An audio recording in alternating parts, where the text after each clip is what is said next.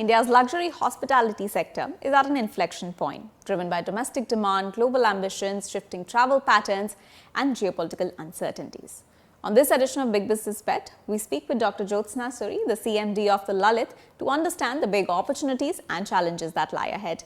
Dr. Suri, thank you so much for joining me on WION today. Thank you for having me. Absolutely. Before we talk business, let me first touch upon the recent India-Japan summit and your Japan Connect. You're the first Indian woman to have been honored with, Japan's Imperial Award for boosting tourism.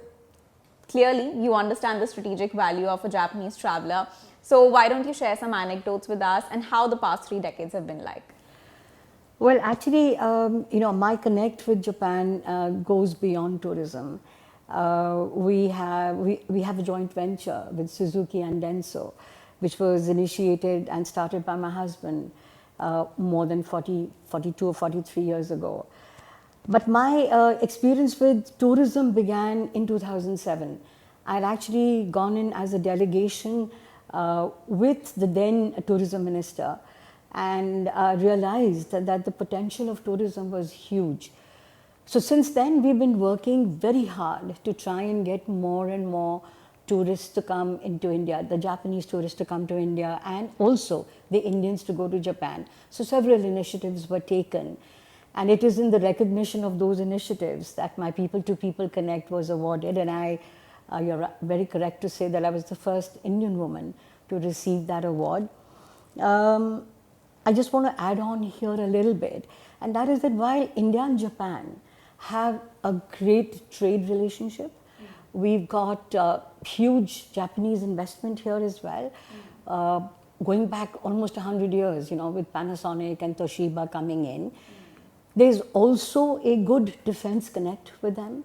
But what is lacking is this tourism. And there are Japanese coming into India, but there are more business travelers. And my aim is to bring more Japanese tourists here. And of course, I have to also tell you that the Indians have started traveling to Japan a lot more than they were traveling before. We already know about India's outbound tourism, but Japan also has a lot of potential for outbound tourism. You already mentioned business travel, but in order to promote and boost leisure travel, what do you think the Indian sector needs to do? So, we've got everything that the Japanese would be interested in, and I'm just going to focus on the Japanese. They love golf, they want to follow the Buddhist trail, they love heritage, they love culture, they love the Indian food as well. What we are lacking is that last mile connectivity, that's one. But more than that, I think, and if I start from the awareness, there is very little awareness about the possibilities of the tourism offerings that we have in Japan. So we have to do a lot more promotion in Japan for them to be aware of what we are offering here. Language is a little bit of an issue. So at destinations, we do need to have people who can speak Japanese.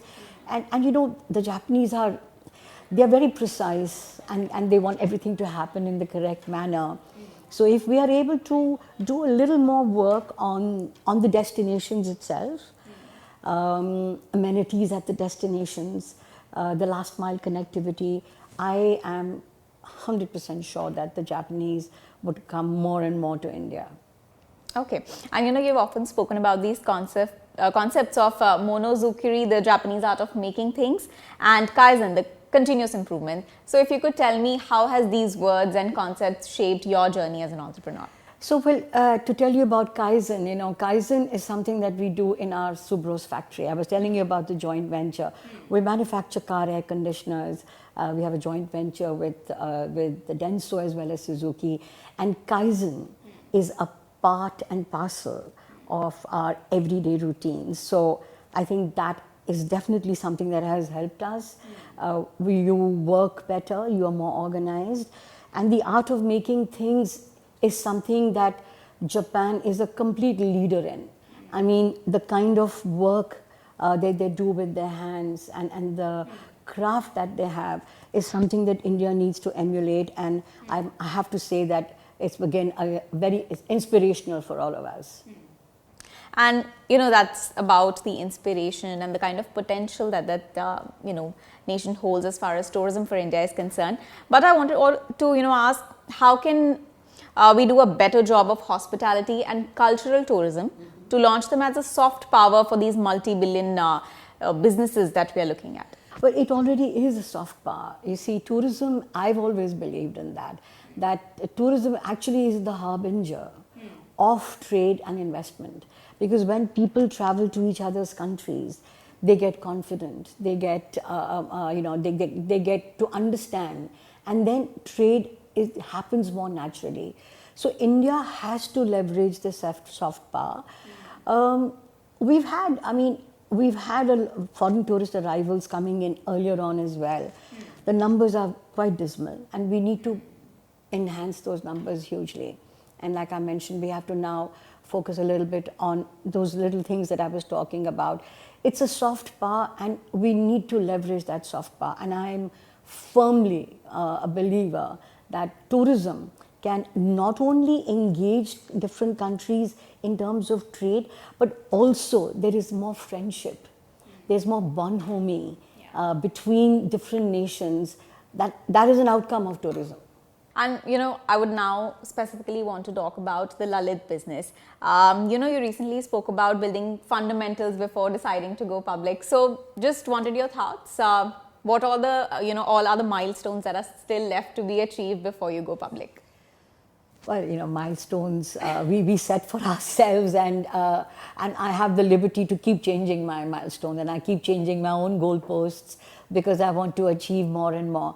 So currently we are in a consolidation mode, and we've come out of, we all of us went through a financial crunch during COVID, and we are out of all that. We are now putting back a lot more money into our hotels, so that they can get stable as well. And it's all happening in the right direction. I give myself another maximum year and a half, maximum 2 years, and then we will certainly go for an IPO. All right, good to know that. Dr. Suri, you've often invested in places and made destinations, luxury destinations out of them before they were tourism markets. So while you're evaluating a new location, what is it that you look at to ensure that this is going to be a sustainable location? So, we are in the typical the destinations. We are already there. But you're absolutely right. We have forayed into destinations and locations which are a little bit out of the box. For example, I'll talk to you about, say, Khajuraho. Now, Khajuraho, though it's a World Heritage Site, lacks connectivity, and there are hardly any chains there. But we took that upon ourselves. Why? Because it offers such a great experience. Those temples are really worth visiting. So the destination, if it offers something which is beyond just the normal tourist attractions, is what we look at. I would say the same for a place like Mangar, where we are sitting in the Aravalis. They are the oldest living mountain ranges on earth. So there's a huge history, and there's a huge pull that brings us there. So when we look at a destination, we look at it from every aspect. Connectivity has to be good. The local culture. What do the people, how do they dress? What do they eat? So the local cuisine, the local art, the local culture, and then we bring all of that into that hotel, so that the destination gets to be known along with our hotel. It's simple. I mean, if our hotel is thriving, the destination will also thrive. So we look for experiences, and that's what actually the customer today wants. He wants good experiences. Right. You were just talking about marketing tourism properly inside Japan. I wanted to understand, the industry has often sought policy support.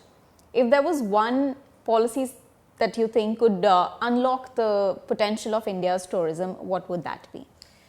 The visa regime, I think, needs to be more streamlined, because though it is getting better, but I would say that still there are several roadblocks that come into getting a visa. So I think the visa regime, if it is looked at seriously, that would be the one thing. Otherwise, I think we've got fairly conducive policies, and it's just a matter of now marketing ourselves. And it's not only in Japan.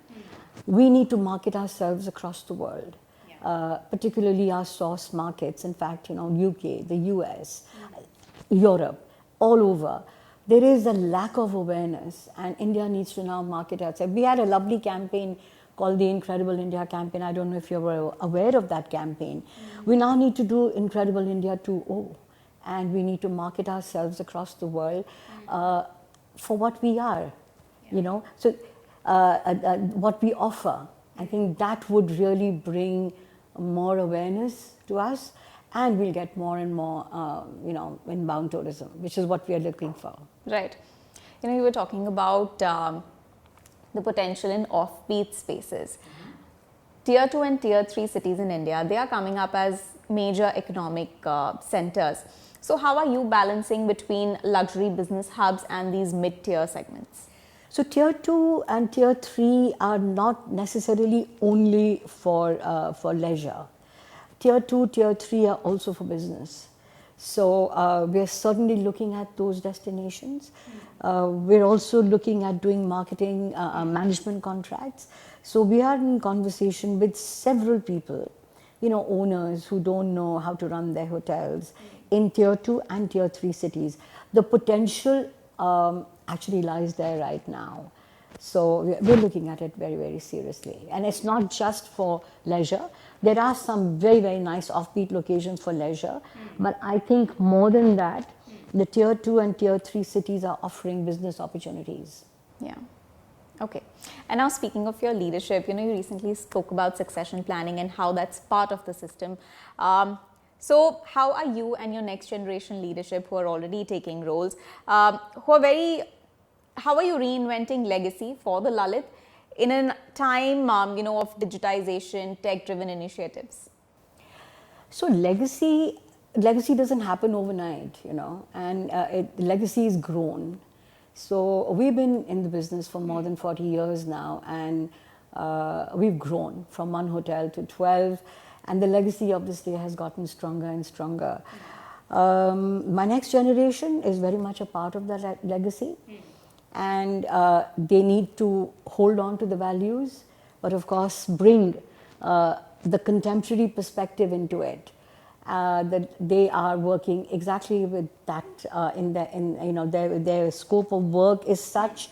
All of them are, all 3 of them are deeply involved, and they're all carrying forward the values of the group, which was set by both Mr. Suri and myself, and keeping up pace with what the current traveler looks for and the demands of the current traveler.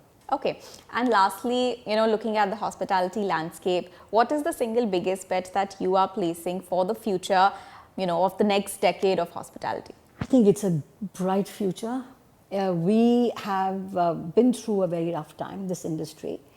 We are a very fragile industry. Highs and lows that happen all the time they affect us. But having said that, I think for the next decade, in fact more than that, the hospitality business is booming. We have a huge domestic demand, and I'm very confident that the inbound traveler will also begin to come. So it's a very bright future for this industry. All right. Thank you so much, Dr. Suri, for speaking with me. It was lovely having you on. Thank you so much for having me with you. Great. Thank you. India's hospitality story is no longer just about hotels. It's about tourism, investment, soft power, and global ambition. That was Dr. Jyotsna Suri, the CMD of the Lalit Group, on Big Business Bet.